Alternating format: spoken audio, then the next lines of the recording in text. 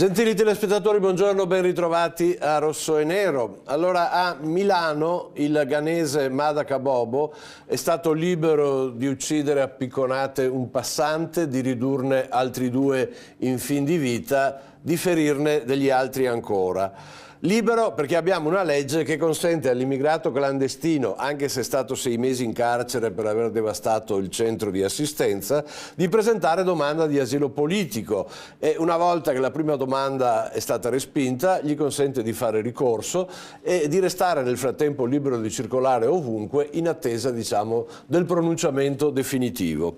Libero di uccidere anche perché mentre lui colpiva nessuno a Milano ha chiamato il 112, se non oltre un'ora dopo che l'eccidio era cominciato. Oppure libero perché la prevenzione psichiatrica è inesistente e sono troppi i pazzi criminali di qualunque colore della pelle, di qualunque età, che troviamo in circolazione anche nel nostro paese.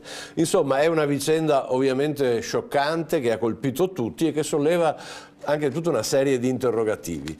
Cerchiamo di capirne qualcosa di più col vostro contributo, con i nostri ospiti che quest'oggi sono. In realtà questa situazione da qualsiasi punto la si guardi è veramente raccapricciante ed è facile, sarebbe anche facile scendere in analisi poi come dire, semplici di gestione, di visione di questa cosa. Ma io voglio rifarmi proprio all'ultimo esempio di cui si parlava degli Stati Uniti. Mi viene in mente che una città come New York, per esempio, prima di avere il sindaco Rudolph Giuliani, era una città praticamente invivibile e con una gestione di un certo tipo, di un'amministrazione di un certo tipo, ha cambiato radicalmente la propria situazione in merito a episodi di questo genere. Però io eviterei di scendere in populismi. Qui è una storia di grave illegalità, è una storia che mette il dito nella piaga su una cultura molto come dire, poetica anche nei confronti diciamo dell'accoglienza semplice, e non tiene invece conto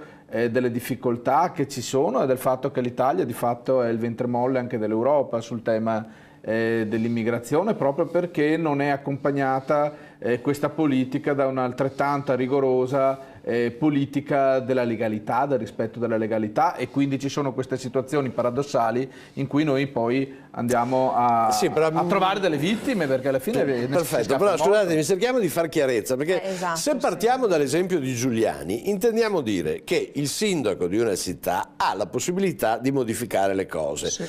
Domanda, ne siamo convinti? Perché io penso che qualunque sia il sindaco di qualunque città c'è una legislazione nazionale con la quale fare i conti, no? Racconterò un fatto personale. Non ci fidiamo più. No, io voglio raccontare un fatto personale che è molto diverso da quello che è successo a Milano. Io ho subito un'aggressione in casa mia e la prima cosa che ho fatto quando mi si è presentato questo aggressore con un coltello, sono riuscito a chiudermi in casa, è stato chiamare la polizia, e non l'ho fatto solo io, l'hanno fatto tantissimi residenti, tanto che sono arrivate 6 volanti della polizia nel giro di pochissimi minuti. Cioè non si può giustificare la irresponsabilità individuale con l'ovvia giustificazione di chi magari poteva aver avuto un trauma da lì a poco. No, questo secondo me, e mi unisco a chi giudica con durezza questa cosa, non è concepibile che in una città non vengano segnalate queste cose. Questo è frutto purtroppo non dell'atomizzazione della società, ma della irresponsabilità individuale. E su questo secondo me bisogna lavorare molto anche a livello culturale, cioè sembrerà qualcosa di abusato, ma assolutamente non si può giustificare. E l'altra cosa però che volevo dire è che possiamo veramente cioè, l'altra grave responsabilità, e qua sono d'accordo con lei, direttore, è quella del legislatore, perché il sistema legislativo che regola diciamo comunque questi aspetti è un sistema assolutamente assurdo, burocratico fino a se stesso, e che permette che si verifichino comunque anche queste situazioni. Non giudico l'aspetto della sanità mentale, ma giudico però l'aspetto del legislatore. Quello che comunque mi sembra emerge è che noi viviamo in una situazione di assoluta marasma legislativo, perché in questo marasma legislativo si inseriscono ovviamente le persone che delinquono e fanno magari di questo un mestiere in modo molto più semplice rispetto alle persone per bene. Su questo non ci piove, però questo è frutto, secondo me, anche di una situazione di degrado generale, cioè è una delle l'altra faccia della medaglia di un paese che è in declino sotto tutti i punti di vista, perché un altro aspetto che prima si diceva è che forse se diminuisce l'afflusso di immigrati è perché gli immigrati qui non ci vogliono neanche più venire, perché c'è una situazione di crisi economica e quindi probabilmente preferiscono anche andare altrove. Allora, da questo punto di vista io credo che si debba fare una tabula rasa rispetto alla situazione attuale. Si devono creare delle leggi sicuramente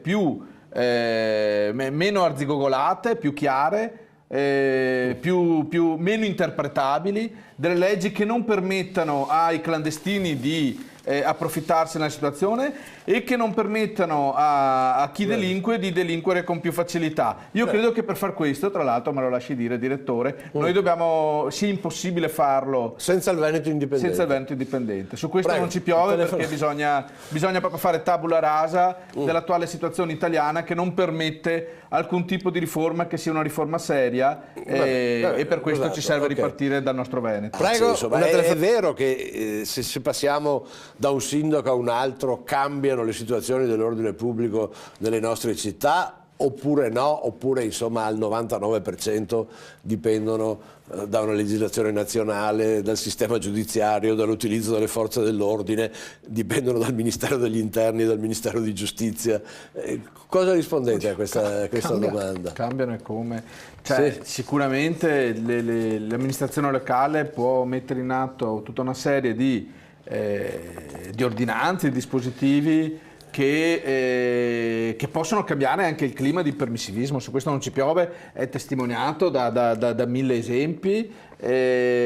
Noi per esempio a Treviso, dove ci apprestiamo anche a rinnovare l'amministrazione, il consiglio comunale, abbiamo visto che in un primo periodo, per esempio, anche la giunta uscente della Lega aveva fatto un buon lavoro, mentre nell'ultimo periodo, probabilmente sedendosi o lasciandosi un po' Gentilini andare, ha allentato il freno. E proprio per questo, per esempio, noi che concorriamo alle amministrazioni locali abbiamo redatto un piano di sicurezza da questo punto di vista, che è molto diverso rispetto a quelli gentilini, perché comunque responsabilizza anche le comunità. Le faccio un esempio, però, mi scusi, sul dialogo. Faccio un esempio, però quello che ci diceva questo telespettatore, che la gente non denuncia perché tanto anche se il poliziotto va e lo arresta, quello 3 giorni dopo è fuori, questo non cambia col colore del sindaco. Ma guardi, a Treviso noi abbiamo un esempio del massimo livello di integrazione che ci sia, credo sia il più alto addirittura di tutta Italia, forse superiore al 7% mi sembra,